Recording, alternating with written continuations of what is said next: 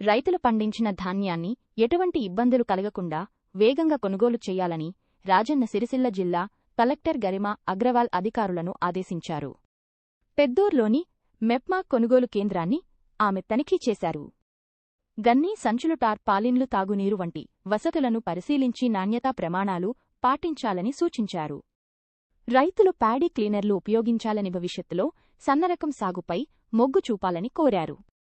కొనుగోలు వివరాలను ఎప్పటికప్పుడు ఆన్లైన్లో నమోదు చేస్తూ ధాన్యాన్ని వెంటనే మిల్లులకు తరలించాలని కలెక్టర్ స్పష్టం చేశారు.